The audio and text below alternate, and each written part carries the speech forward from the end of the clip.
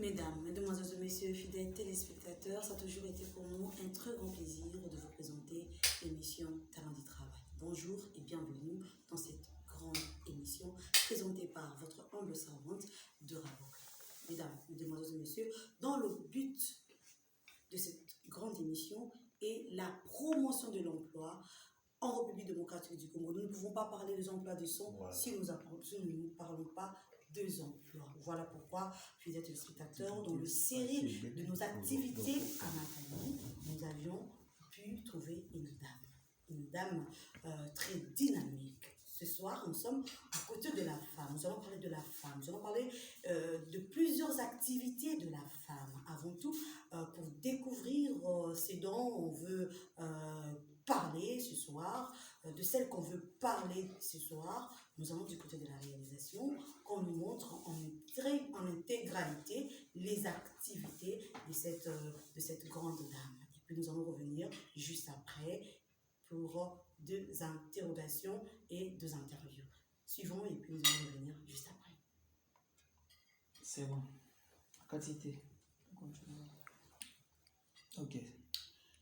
Fidèles téléspectateurs, vous venez de voir une grande dame, Madame Charlotte Niangi Bassaoula, une grande dame, une dame de fer, avec plusieurs activités journalières, et elle va nous expliquer elle-même comment elle s'en sort avec ces plusieurs activités. Avant tout, nous devons la saluer. Bonjour, Madame. Bonjour, Madame Dora. C'est pour nous un très grand plaisir de pouvoir rehausser de votre présence dans notre plateau Talent du Travail. Ah, le plaisir est partagé. Merci beaucoup, Madame. Madame, parlons-nous un peu. Comment vous faites pour que vous puissiez vous en sortir dans toutes ces activités journalières? Les matins, vous êtes une femme ménagère à la maison. Les avant-midi, vous êtes au cabinet, vous êtes à l'église, vous êtes dans votre cabinet phytothérapeute.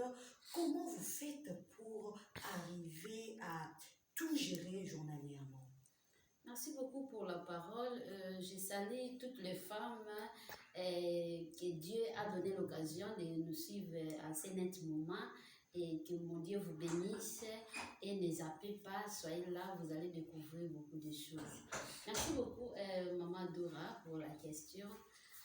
Les problèmes dans la vie, l'homme, il faut planifier tout ce que vous faites. Premier secret que j'ai, je planifie tout ce que je fais. Déjà, le soir, je connais ce que je vais faire demain et je planifie. Et quand je fais déjà mon programme, même si un autre programme qui arrive là, je ne le ferai pas. Pourquoi? Parce que pour ne pas déranger mon programme. Le matin, je connais que mon mari doit déjeuner, et je connais qu'à midi, il doit manger. Je connais qu'après ici, il y a des dossiers et il y a des malades qui sont là au cabinet, mon cabinet de phytothérapeute, et je me prépare déjà le soir. Parce que la journée du demain se prépare le soir. Et tellement que je prépare déjà ma journée du demain le soir, c'est pourquoi j'arrive quand même à m'en sortir. Et puis, la femme, il faut toujours chercher à avoir de bonnes personnes tout autour de vous. C'est-à-dire comment il faut chercher à donner votre savoir à d'autres femmes, à d'autres jeunes filles qui vous entourent. Et toutes ces femmes-là que je montre ce que je fais, et ils sont aussi dans mon carnet journalier. Je connais que maintenant, comme il y a 10 malades, je peux donner des malades à une autre femme que j'ai montré, ce que je connais faire, et voilà que ça fait que ma journée ne soit pas ratée. On connaît que plusieurs femmes se sont lancées juste aux activités de la cuisine.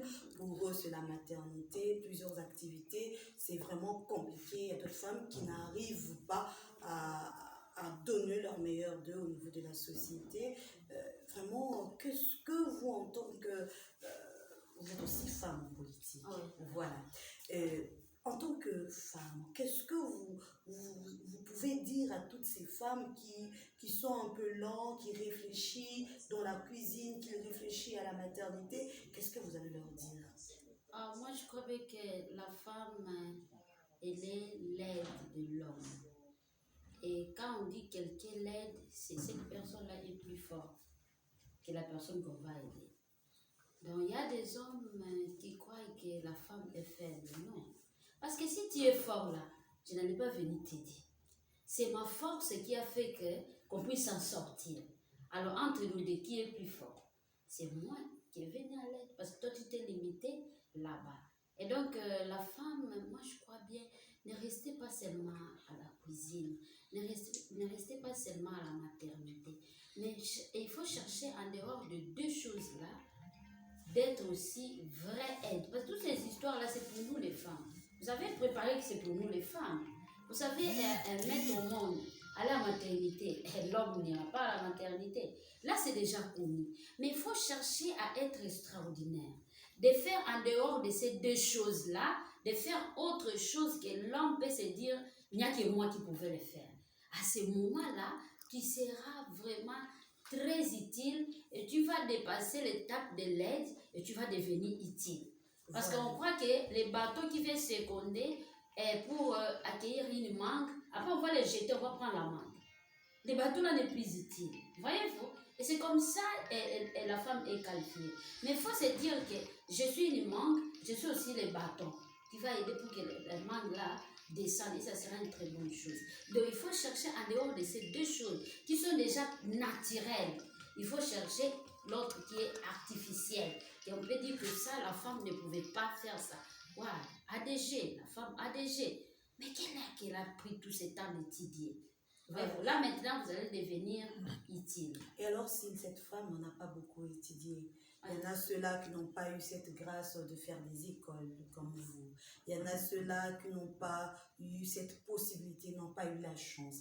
Avec notre pays, avec ses divers problèmes, c'est compliqué dans certaines familles pour qu'ils arrivent à envoyer leurs enfants à l'école avec ces problèmes de gratuité qui créent un sérieux problème.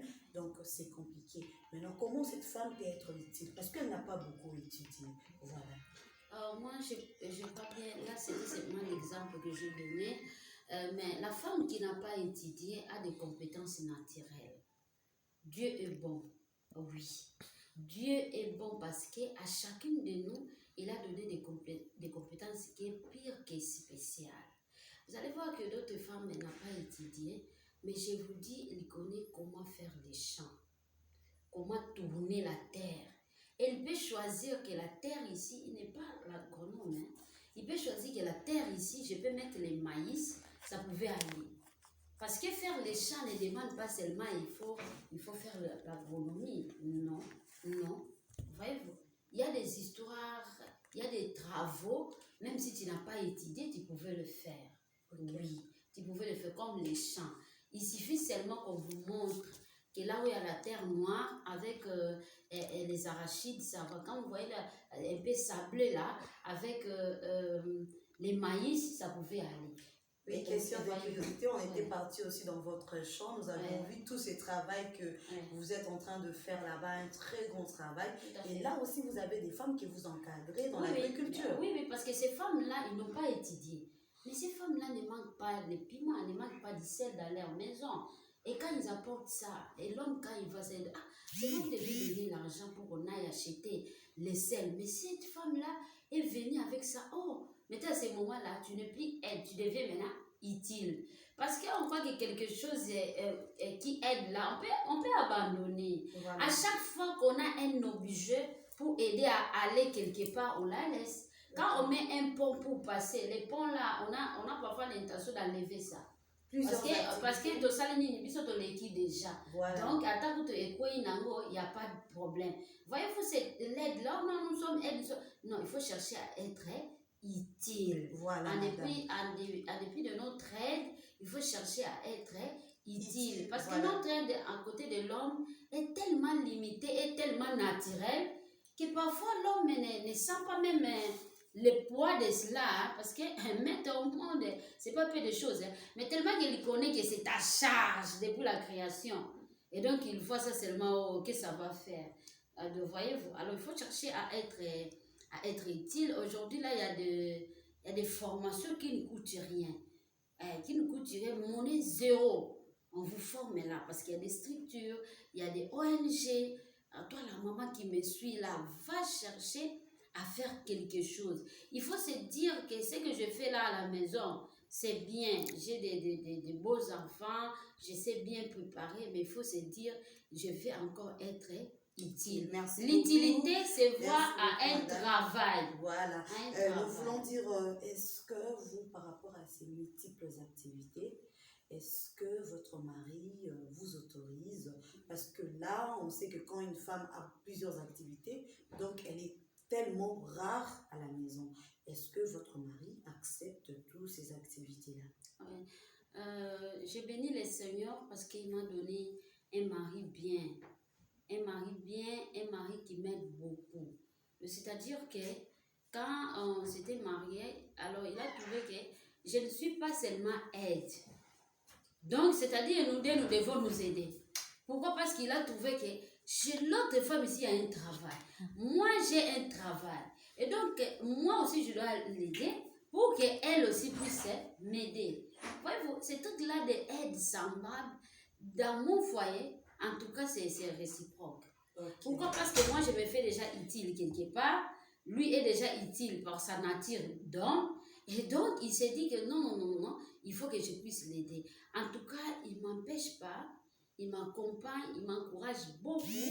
Et c'est pourquoi vous voyez que preuve en est que, avec tous ces multiples travaux, je m'en sors. Parce que si lui ne m'aidait pas, je n'allais pas m'en sortir, je n'allais pas être extraordinaire. Parce qu'on dit donc, toujours derrière un grand homme, il y a une grande femme. Je veux dire donc que derrière aussi, oui, une femme, il y a un grand homme. Il y a un grand homme. Et voilà. nous, c'est comme ça dans notre foyer. C'est pourquoi vous voyez qu'avec tout ce que je fais là, tellement qu'il m'encourage, même s'il fait 23 ans et que je suis tentée de compter mes histoires, que je suis aussi entrepreneur, hein, et voyez-vous qu'il est là pour m'aider. Il ne me dit pas, non, c'est le temps de dormir, il faut venir dormir. Non. Les hommes, aidez vos c'est femmes. C'est ce que je voulais dire. Je voulais dire que nous sommes oui, de Bantou, oui. Nous savons par nature d'autres coutumes où des hommes n'aiment pas que N'aiment leurs femmes pas, puissent travailler. Ils n'aiment pas que leurs femmes puissent apprendre, puissent être utiles à la société, à part le foyer, que la société puisse bénéficier de la connaissance ou des savoir-faire de leurs femmes. Ces hommes, qu'est-ce que vous allez leur dire? Comment est-ce que vous allez essayer de conscientiser ces hommes, pour que la femme puisse se développer du côté social? Moi, je crois bien, au jour d'aujourd'hui, en tout cas, c'est pas bien. C'est pas bien que toi, un homme, tu vois ta femme pleine de compétences naturelles ou ce qu'il a appris à l'école, mais tu te dis qu'il reste à la maison, qu'il prépare pour les enfants, il s'occupe de ses enfants. En tout cas, ce n'est pas bien. Pourquoi? Parce que je ne sais pas dans ces coutumes-là, qu'est-ce qu'ils ont pensé, il y a eu quoi à ce moment-là? L'infidélité, beaucoup de choses, sinon la femme peut aller faire aujourd'hui, là, sinon, là, dans ces coutumes-là, il faut que les ancêtres qui ont commencé ça puissent se ressusciter maintenant pour voir ce qui se passe, que les hommes meurent vite, oui, les hommes meurent vite, contrairement à leur temps, voyez-vous, qu'aujourd'hui, là, tout est payable. À ce moment-là, il y avait des drogues. Si c'est des drogues. C'est-à-dire, moi, j'ai les sels, tu me donnes le piment. C'est-à-dire, la vie était beaucoup plus facile qu'aujourd'hui. Mais aujourd'hui, on achète tout. Cet ancêtre-là, il faut qu'il revienne pour qu'il puisse venir voir comment ces coco garçons, bah, coco naye oyatika kiwana, que n'engeni na ngo se pulmoner comme ça là, pour que bah survenir na ba famille na bango. Voyez-vous? Et que babandeli na mama na bango bakiti tina bana baboti sur place wana kaka mukoko na ye ya mobali azosala mosala nyonso wana. Pourquoi la femme, tu ne peux pas te mettre devant les hommes, je crois au jour d'aujourd'hui n'allez pas accepter ça parce que Mokili ici est commis monétisé. Ok, d'accord, merci beaucoup madame. Vous êtes une politicienne aussi. Vous êtes dans la structure nouvelle génération Tshisekedi et vous êtes ici précisément au Congo central, dans la ville de Matadi. Qu'est-ce que vous faites? Vous avez quel poste? Vous avez quel poste au sein de cette grande structure? Merci beaucoup pour la parole. Voyez-vous là où j'avais dit que la femme, il faut être utile. dans les temps anciens, je pense seulement, je crois bien Première République, il y avait, est-ce que Première République, il y avait des hommes, il y avait des femmes, je crois peut-être Deuxième République, Oui, on a vu des femmes et tout, souvent qui étaient des actifs, qui étaient vraiment actifs dans la gestion de la chose publique du côté de la femme. Tout à fait. Mais après, nous sommes tentés de voir des femmes dans la politique. Parce que quand l'adage ici, si tu ne t'occupes pas de la politique s'occupera de toi. On n'a pas dit l'homme. Si tu ne t'occupes pas de la politique, alors l'homme là, des grands H, de l'homme garçon, on n'a pas dit ça. On a dit, maintenant si tu t'occupes là, cette évidence-là, de se dire, et moi la femme, et toi l'homme, de nous sommes concernés. Voilà. C'est-à-dire que moi je me dis que non, et donc, moi aussi, je veux m'occuper de la politique.